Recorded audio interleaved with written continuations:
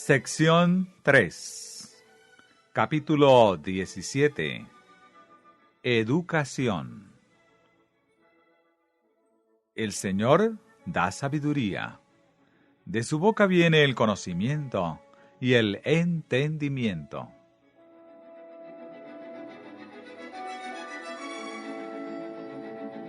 Subtítulo: Necesidad de reforma en la educación.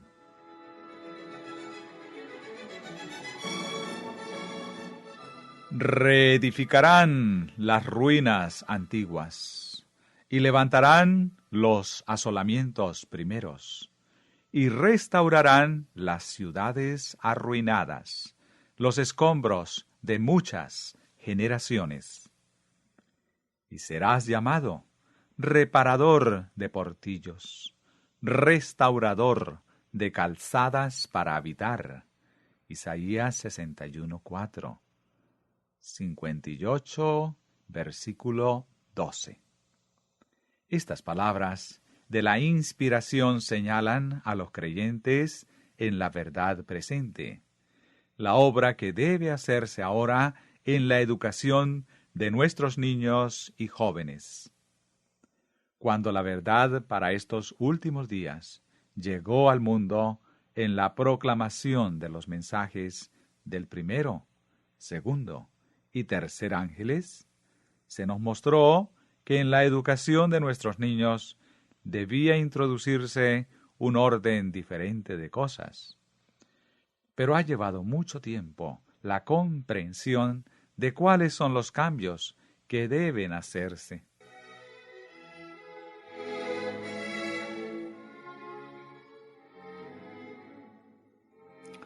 Nuestra obra es reformatoria, y es propósito de Dios que mediante el trabajo hecho en nuestras instituciones educacionales se llame la atención de la gente al último gran esfuerzo por salvar a los que perecen.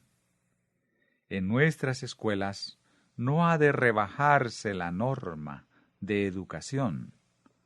Ha de levantarse siempre más alta, muy por encima de lo que está ahora. Empero, la educación dada no ha de limitarse meramente a un conocimiento de los libros de texto.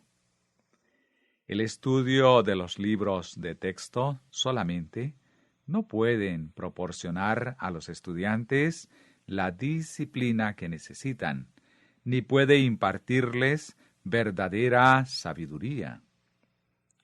El objeto de nuestras escuelas es proveer lugares donde los miembros más jóvenes de la familia del Señor puedan ser educados de acuerdo con su plan de crecimiento y desarrollo.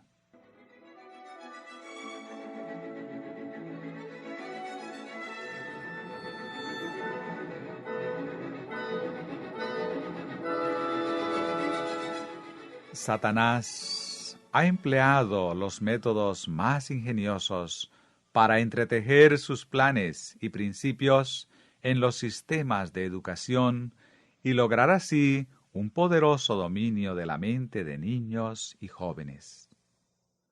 Contrarrestar sus artificios es la obra del verdadero educador.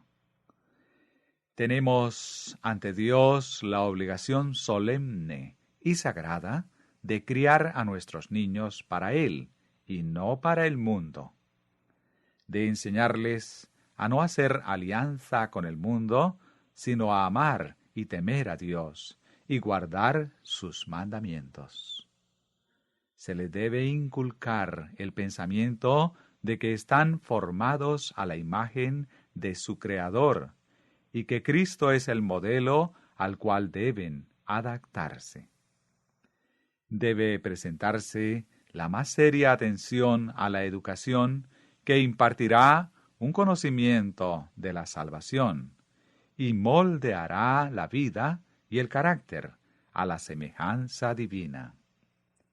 Es el amor de Dios, la pureza del alma, entretejida en la vida a guisa de hebras de oro, es lo que tiene verdadero valor. La altura que el ser humano puede alcanzar así no ha sido comprendida plenamente.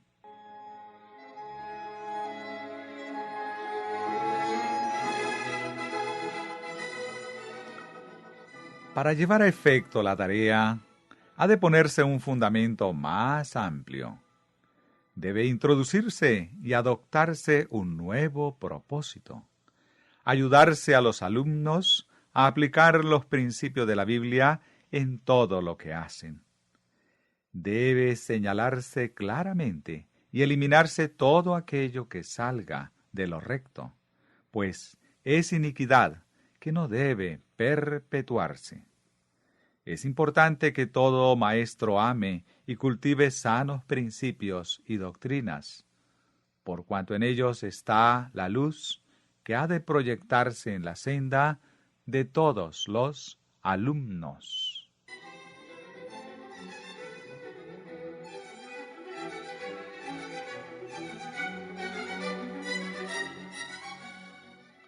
Subtítulo: El mensaje del tercer ángel en nuestras escuelas.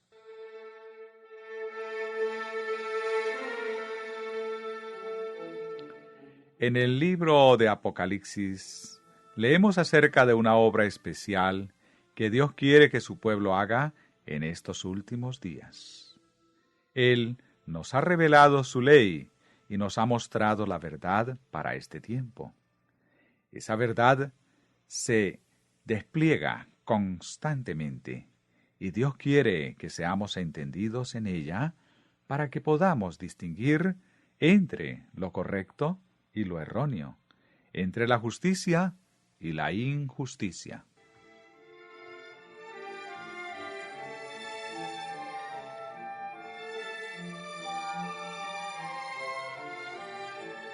El mensaje del tercer ángel, la gran verdad probatoria para este tiempo, ha de enseñarse en nuestras instituciones.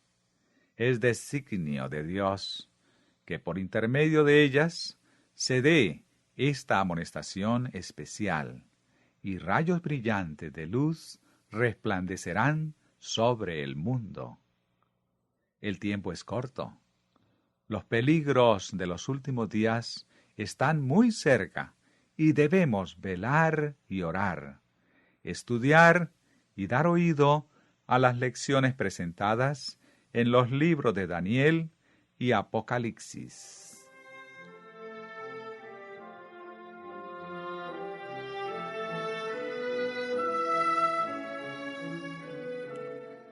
Cuando Juan fue desterrado a la isla de Patmos, dejando a aquellos que él amaba, Cristo sabía dónde encontrar a su fiel testigo.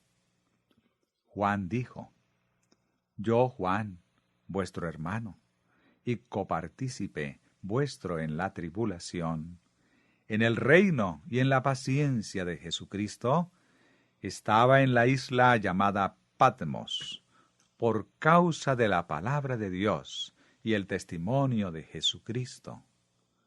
Yo estaba en el Espíritu en el día del Señor, y oí detrás de mí una gran voz como de trompeta. El día del Señor es el séptimo día, el sábado de la creación. En el día que Dios santificó y bendijo, Cristo declaró por su ángel a su siervo Juan cosas que deben suceder antes del cierre de la historia de este mundo, y él quiere decir que debemos llegar a ser entendidos respecto a ellas. No es en vano que él declara: Bienaventurado el que lee, y los que oyen las palabras de esta profecía, y guardan las cosas en ellas escritas, porque el tiempo está cerca. Apocalipsis 1:9, capítulo 10, verso 1 al 3. Esta es la educación que debe darse pacientemente. Que nuestras lecciones sean apropiadas para los días en que vivimos, y que nuestra instrucción religiosa sea dada de acuerdo con el mensaje que Dios envía.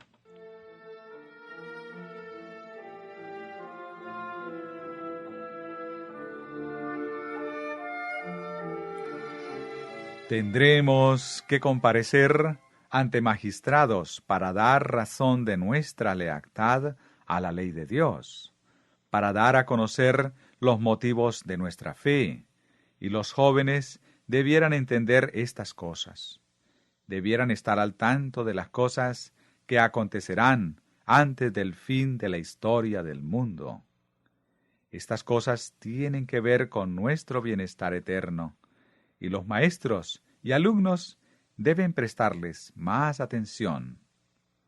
Por voz y pluma debe impartirse el conocimiento que será alimento a tiempo, no sólo para los jóvenes, sino también para los de edad adulta.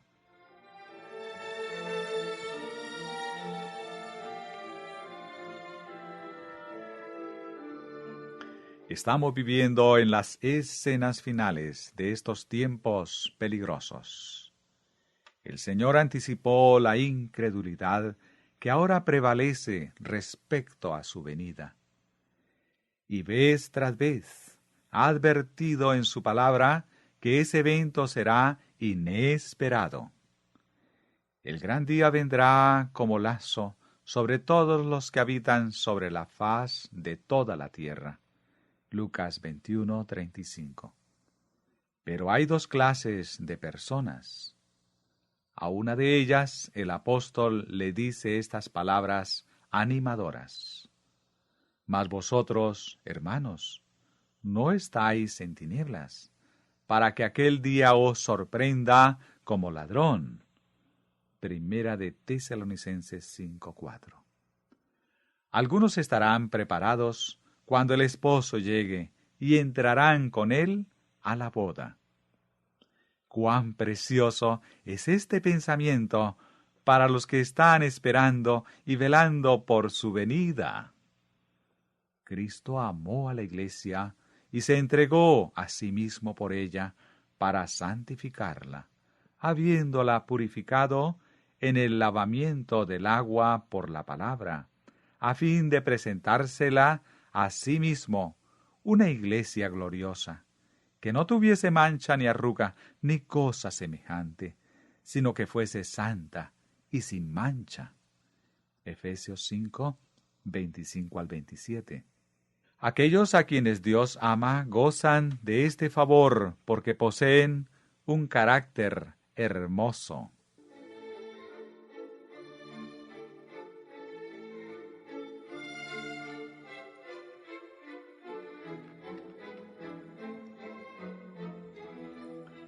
La importante y grandiosa obra de preparar un pueblo que posea el carácter de Cristo y que pueda estar de pie en el día del Señor ha de llevarse a efecto.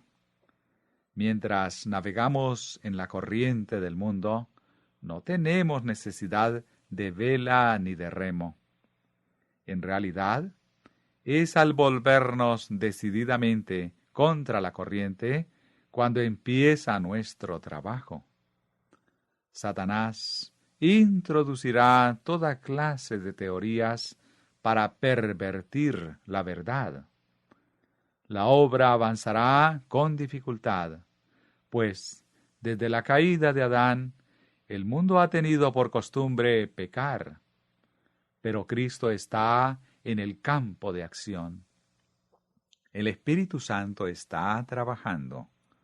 Agentes divinos se unen con los humanos para rehacer el carácter de acuerdo al modelo perfecto, y al hombre le toca acabar aquello en lo cual Dios ha trabajado. Como pueblo, ¿haremos esta obra que Dios nos ha encomendado? Consideraremos cuidadosamente toda la luz que se ha dado, manteniendo siempre delante de nosotros el objetivo principal de preparar discípulos para el reino de Dios. Si por fe avanzamos, paso a paso en el camino correcto, siguiendo al gran líder, la luz resplandecerá a lo largo de nuestro sendero y se presentarán circunstancias para quitar del medio las dificultades. La aprobación de Dios dará esperanza y ángeles ministradores cooperarán con nosotros, trayendo luz, gracia, ánimo y alegría.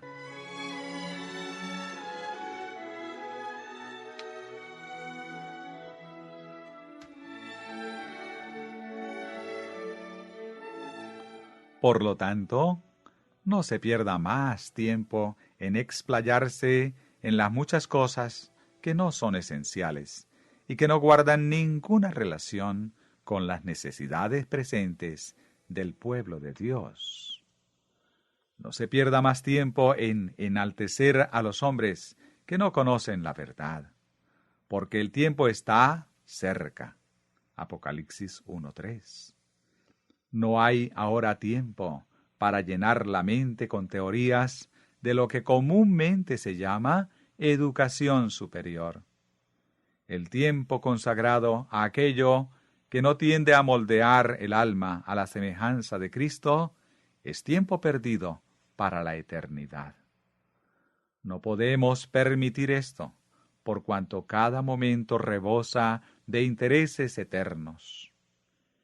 ¿Hemos de permitir ahora, cuando la gran obra de juzgar a los vivos está por empezar, que ambiciones no santificadas se posesionen del corazón y nos induzcan a descuidar la educación requerida para hacer frente a las exigencias de este tiempo de peligro?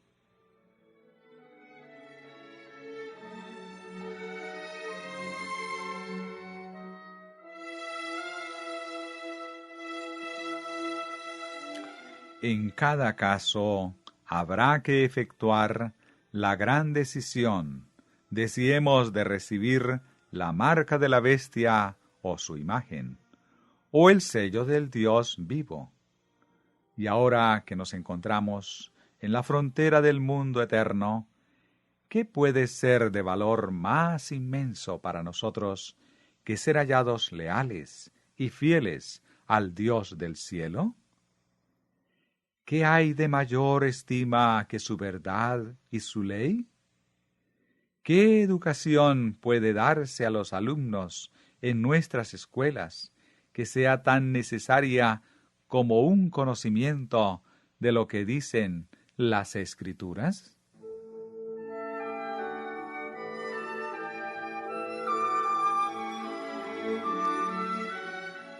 Sabemos que hay escuelas que dan oportunidades para instruirse en las ciencias. Pero queremos algo más que esto. La ciencia de la verdadera educación es la verdad, la cual ha de quedar grabada tan profundamente en el alma que no pueda ser borrada por el error que abunda por doquiera. El mensaje del tercer ángel es verdad, luz y poder, y presentarlo de manera que produzca las debidas impresiones en el corazón debe ser obra de nuestras escuelas, tanto como de nuestras iglesias, del maestro como del ministro.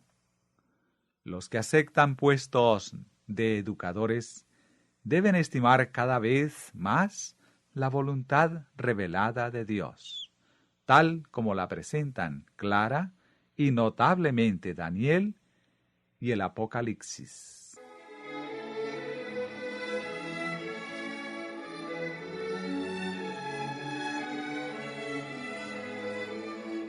Subtítulo: El estudio de la Biblia.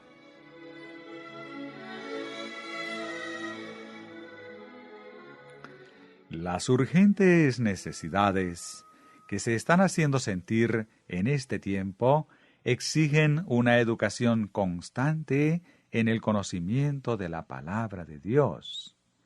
Esta es la verdad presente.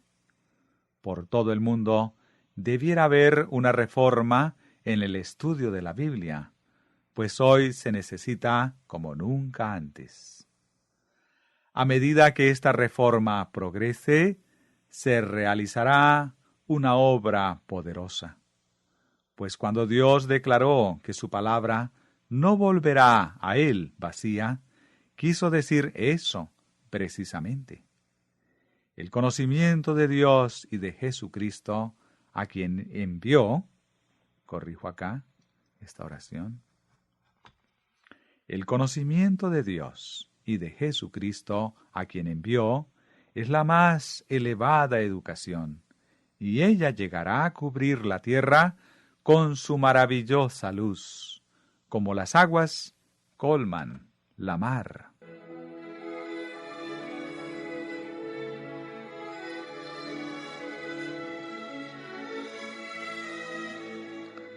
El estudio de la Biblia es especialmente necesario en las escuelas. Los alumnos debieran ser arraigados y fundados en la verdad divina. Se debiera llamar su atención no ya a los acertos humanos, sino a la palabra de Dios. Por encima de todo, otro libro, la palabra de Dios, debe ser nuestro tema de estudio, el gran libro de texto, la base de toda educación. Y nuestros niños deben ser educados en las verdades que ella encierra, sin atender a hábitos y costumbres precedentes. Al hacer esto, tanto los maestros como los alumnos encontrarán el tesoro escondido, la educación más elevada.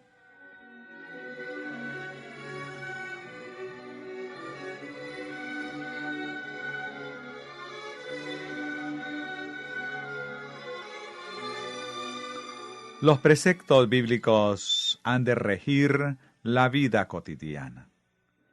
La cruz de Cristo ha de ser el tema, y nos ha de revelar las lecciones que hemos de aprender y practicar. Debe introducirse a Cristo en todos los estudios, para que los alumnos absorban el conocimiento de Dios y lo puedan representar en su carácter. Su excelencia ha de ser nuestro tema de estudio en el presente, como lo será en la eternidad. La palabra de Dios, proclamada por Cristo en el Antiguo y en el Nuevo Testamentos, es el pan del cielo. Pero mucho de lo que se llama ciencia no es el verdadero maná. Es como manjares de invención humana, como alimento adulterado.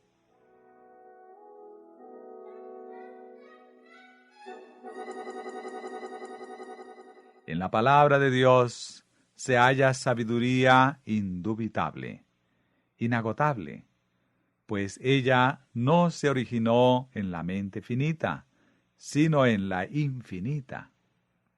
Sin embargo, mucho de lo que Dios ha revelado en su palabra es oscuro para los seres humanos, debido a que las joyas de la verdad están sepultadas debajo de los escombros de la sabiduría y la tradición humanas. Para muchos, los tesoros de la palabra permanecen ocultos, debido a que no los han buscado con ardiente perseverancia, hasta haber comprendido los preceptos de oro. La palabra ha de ser escudriñada, para que purifique a los que la reciban y los prepare para ser miembros de la familia real, hijos del Rey del Cielo.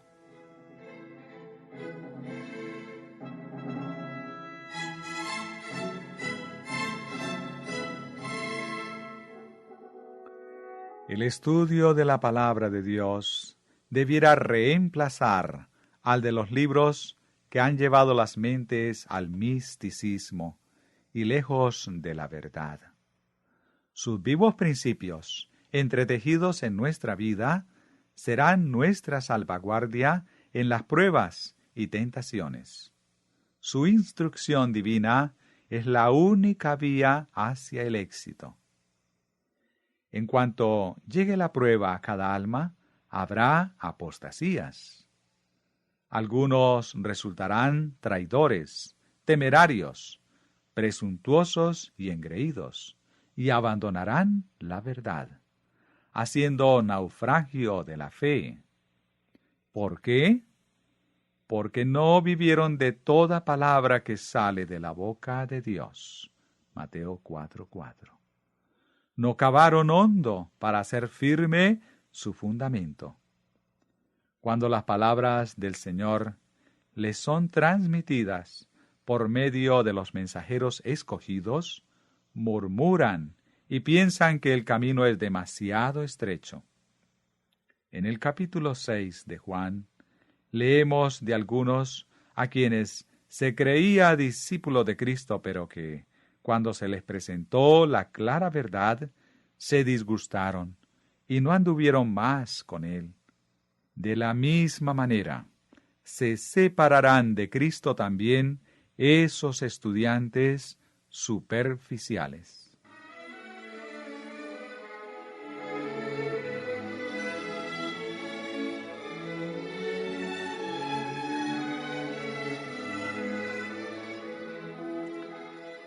A todo el que se ha convertido al Señor se le pide que crezca en eficiencia mediante el uso de sus talentos. Todo pámpano de la viviente vid que no crece es cortado y desechado como cosa inútil. ¿Cuál debe ser, entonces, el carácter de la educación impartida en nuestras escuelas? ¿Ha de estar de acuerdo con la sabiduría de este mundo o con la sabiduría que es de lo alto?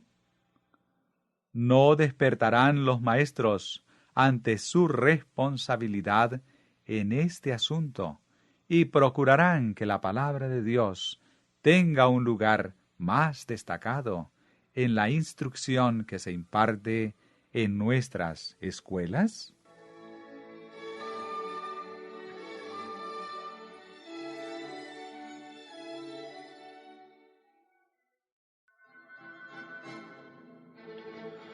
Subtítulo: La preparación de obreros.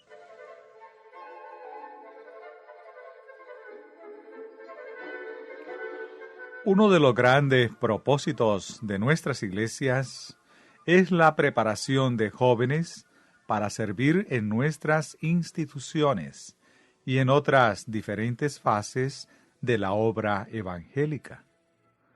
Por doquiera se le ha de explicar la Biblia a la gente. Ha llegado el momento en que por medio de los mensajeros de Dios, el pergamino de la Escritura se está desenrollando ante el mundo. La verdad encerrada en los mensajes de los ángeles primero, segundo y tercero ha de ir a toda nación, tribu, lengua y pueblo. Iluminar la oscuridad de todo continente y extenderse a las islas del mar. No se ha de permitir que cosa alguna de invención humana retarde esta obra. Para que esto pueda llevarse a cabo, hacen falta talentos cultivados y consagrados. Hacen falta personas que puedan hacer un trabajo excelente con la mansedumbre de Cristo, que mantengan su yo escondido en él. Los novicios no pueden hacer aceptablemente la obra de revelar el tesoro oculto para enriquecer a las almas en las cosas espirituales. Considera lo que digo, y el Señor te dé entendimiento en todo. Procura con diligencia presentarte a Dios aprobado, como obrero que no tiene de qué avergonzarse, que usa bien la palabra de verdad. Segunda de Timoteo 2:7, versículo 15. Este encargo hecho a Timoteo debe constituir una fuerza educadora en toda familia y escuela.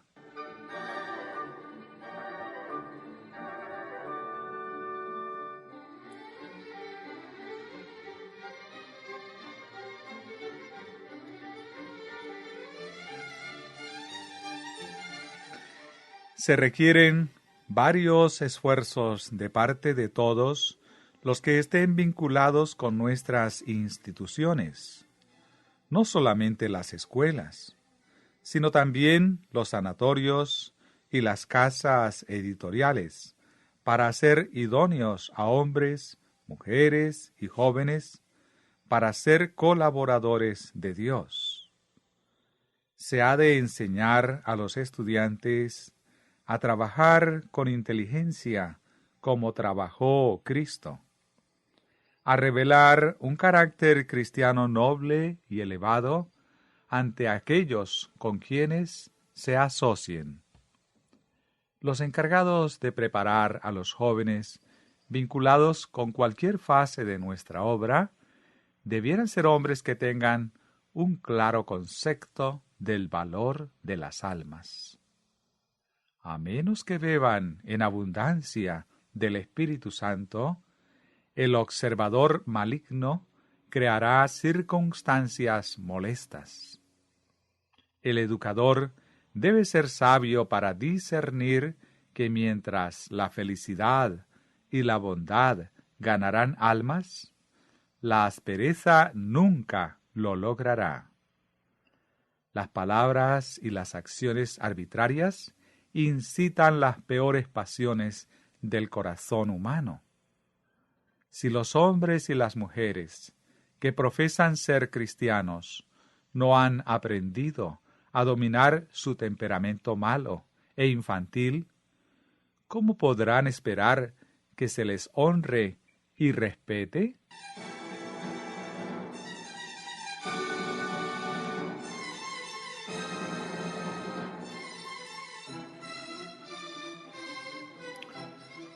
¡Cuánto cuidado debiera tenerse entonces para elegir a instructores apropiados, a fin de que no solamente sean fieles en su trabajo, sino que manifiesten también el debido temperamento? Si no son dignos de confianza, deberá exonerárselos. Dios tendrá a toda institución por responsable de cualquier descuido en ver que se estimulen la bondad y el amor. Nunca debiera olvidarse que Cristo mismo tiene la dirección de nuestras instituciones.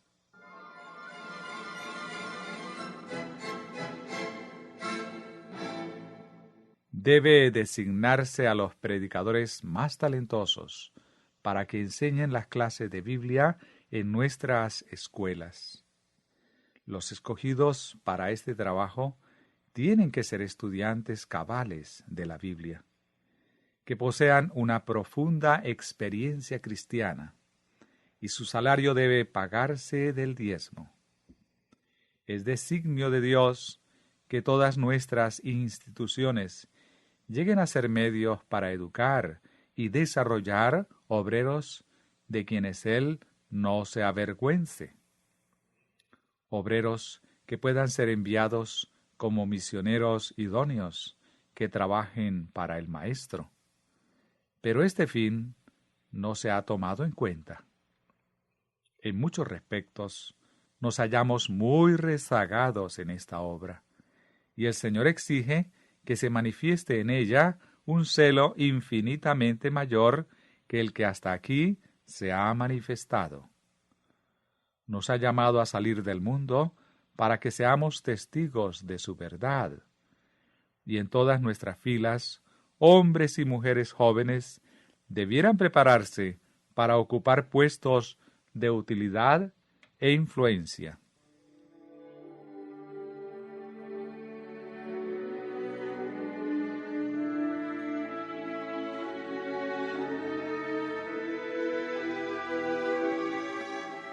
Hay una urgente demanda de obreros en el campo misionero.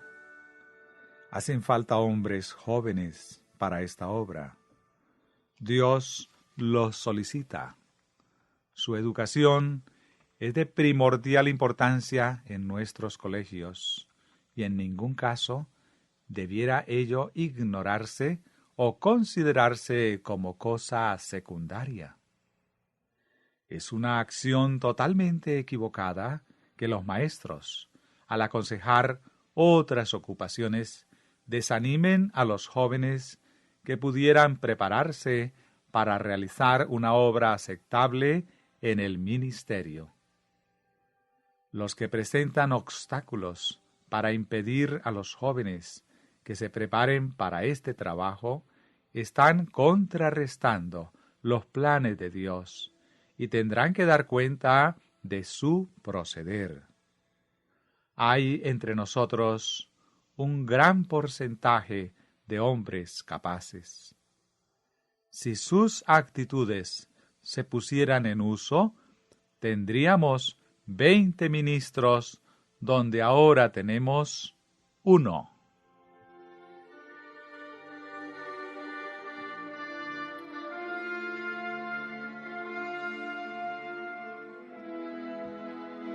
Los jóvenes que ahora se proponen entrar en el ministerio no debieran dedicar un número de años solamente a instruirse. Los maestros debieran ser capaces de comprender la situación y adaptar la enseñanza a los anhelos de esta clase, a la cual se le debería conceder ventajas especiales para que haga un estudio breve y compendioso de las fases más necesarias para su obra. Pero no se ha seguido este plan. No se ha prestado suficiente atención a la educación de los jóvenes para el ministerio. No tenemos muchos años para trabajar, y los maestros debieran estar henchidos del Espíritu de Dios y trabajar en armonía con su voluntad revelada, en lugar de ejecutar sus propios planes. Estamos perdiendo mucho cada año, debido a que no damos oídos al consejo del Señor en este respecto.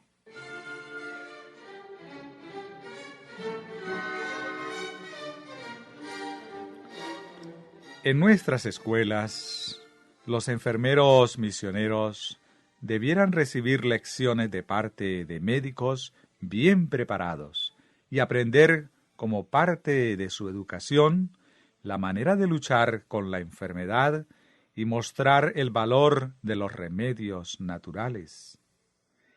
Este trabajo es muy necesario. Las ciudades y los pueblos están sumidos en el pecado y la corrupción moral. Sin embargo, hay hombres como Lot en cada Sodoma. El veneno del pecado está obrando en el corazón de la sociedad, y Dios pide a los reformadores que se levanten en defensa de las leyes que Él ha establecido para gobernar el organismo físico.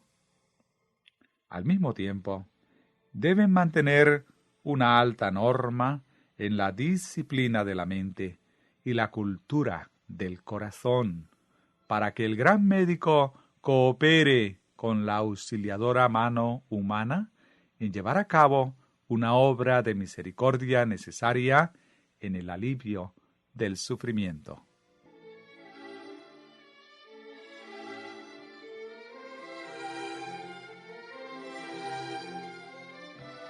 Es también el designio del Señor que nuestras escuelas impartan a los jóvenes una preparación que los capacite para enseñar en cualquier división de la escuela sabática o para asumir cualquier cargo en ella.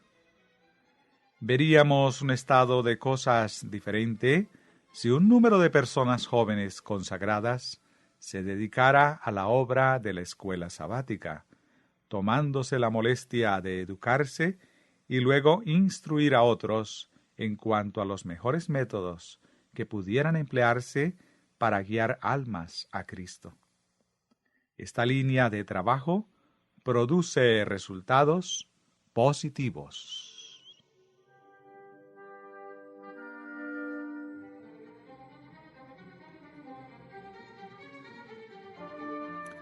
Subtítulo: Maestros misioneros.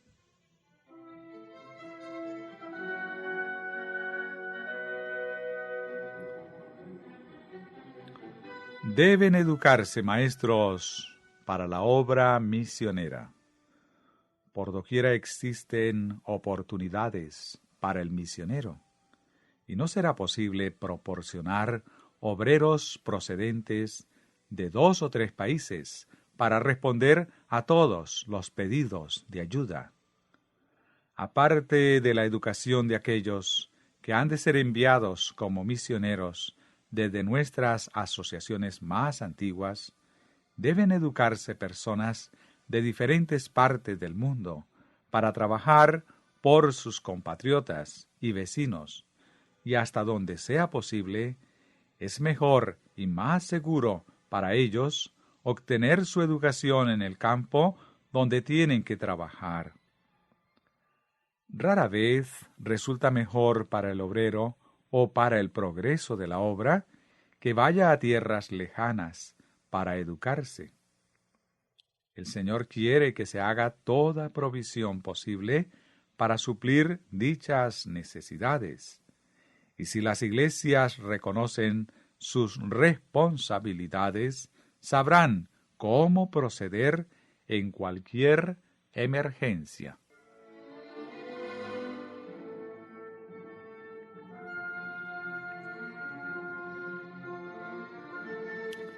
Para suplir la falta de obreros, Dios desea que en diferentes países se establezcan centros educativos donde los alumnos promisorios puedan estudiar los ramos prácticos del conocimiento y en la verdad bíblica. A medida que estas personas se ocupen en la obra, irán dando carácter a la predicación de la verdad presente en nuevos campos. Despertarán interés entre los incrédulos y ayudarán a rescatar almas de la esclavitud del pecado. Los mejores maestros debieran enviarse a los diversos países donde se han de establecer escuelas para realizar la obra educativa.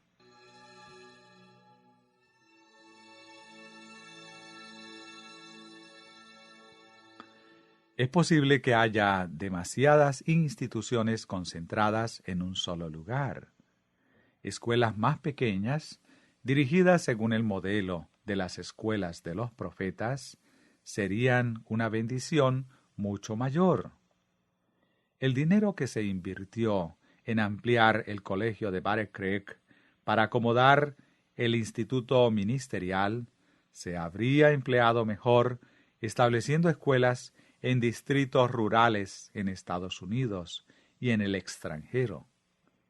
No se necesitan más edificios en Battle Creek, porque ya se habían provisto amplias instalaciones para la educación de tantos alumnos como convenía que se congregaran en un solo lugar.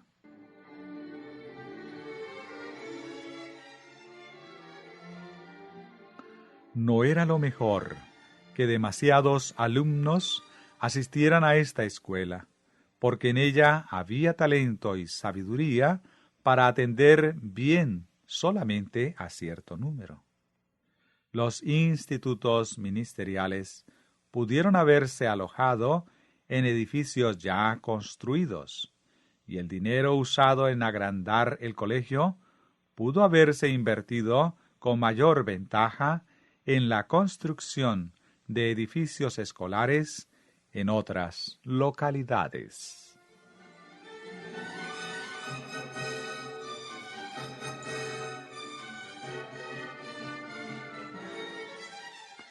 Los nuevos edificios en Battle Creek fomentaron la mudanza de familias que deseaban educar a sus hijos en el colegio. Pero habría sido una mayor bendición para todos los involucrados si los alumnos se hubieran alojado en alguna otra localidad y en números más reducidos. La afluencia de la gente a Barrack Creek es tanto la falta de aquellos que están en posiciones de dirección como de los que se mudaron a ese lugar.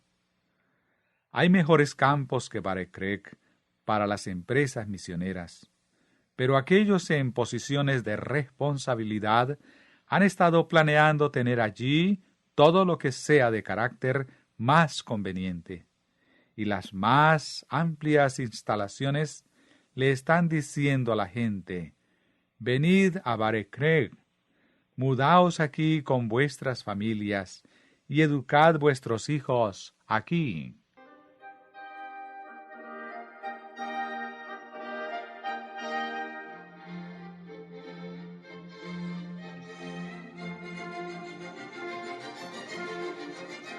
Si algunas de nuestras instituciones educativas fueran fraccionadas en unidades más pequeñas y se establecieran escuelas en varios lugares, se podría lograr mayor progreso en la cultura física, mental y moral. El Señor no ha dicho que deben haber menos edificios, sino que estos edificios no debieran concentrarse en un solo lugar. Las cuantiosas sumas invertidas en pocas localidades debieran haberse usado para proveer instalaciones a más lugares, para acomodar a un mayor número de alumnos.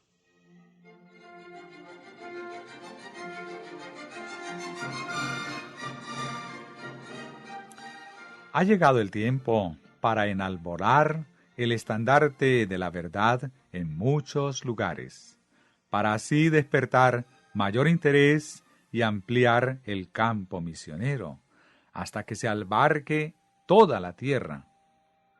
Ha llegado el tiempo cuando a muchos más debiera presentárseles el mensaje de verdad. Puede hacerse mucho de lo que no se ha hecho en esta dirección. Mientras las iglesias son responsables por mantener sus lámparas aparejadas y encendidas, jóvenes dedicados deben ser educados en sus países de origen para llevar adelante esta obra. Debieran establecerse escuelas, no tan afectadas o pedantes como las del Colegio de Barrack Creek y Colegio View, pero más sencillas y edificios menos ostentosos, y con maestros que adopten el mismo plan de las escuelas de los profetas. En vez de concentrar la luz en un solo lugar, donde muchos no aprecian ni mejoran aquello que se les ha dado, la luz debiera ser llevada a numerosos lugares de la tierra.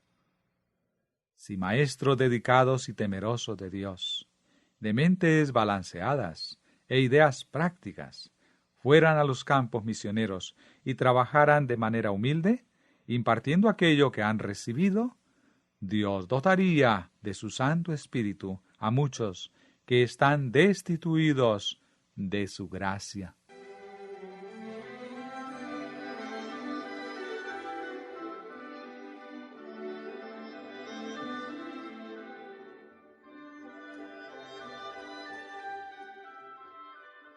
Subtítulo: Principios básicos del éxito.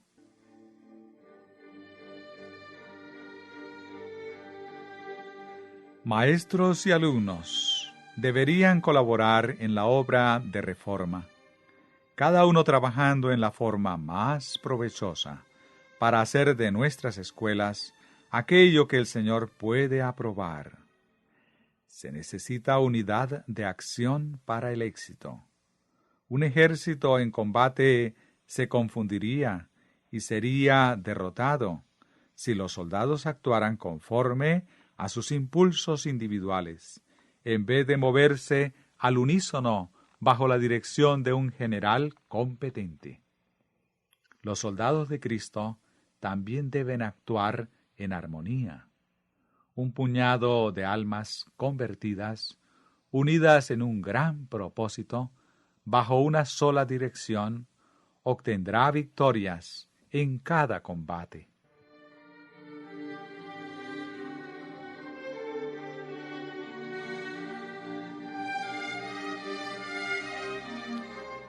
Si hay desunión entre los que pretenden creer en la verdad, el mundo llegará a la conclusión de que esta gente no es de Dios, porque trabajan unos contra otros.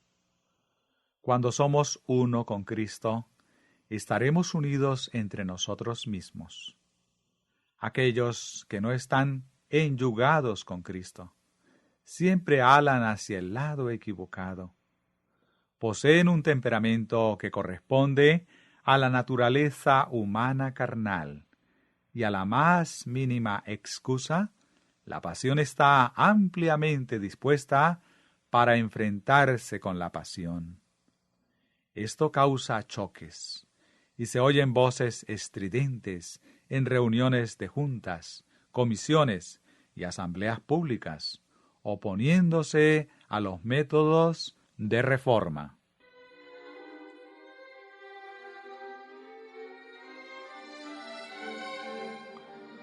Otra condición para el éxito es la obediencia a cada palabra de Dios.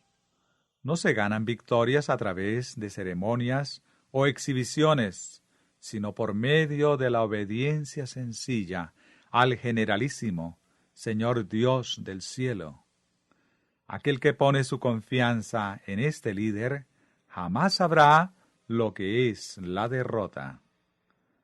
La derrota viene del error de confiar en métodos humanos y en invenciones humanas, y por colocar lo divino en segundo lugar.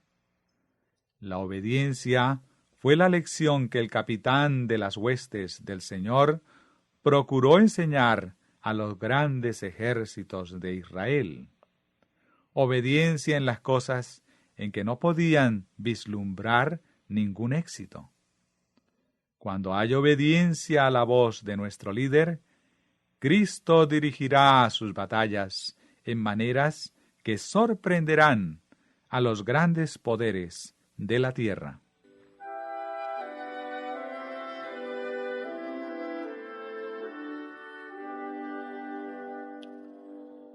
Somos soldados de Cristo, y se espera de aquellos que se registran en su ejército que realicen faenas difíciles, faenas que agotarán sus energías en grado sumo. Debemos entender que la vida de un soldado conlleva lucha agresiva, perseverancia y fortaleza. Debemos soportar pruebas por el amor de Cristo.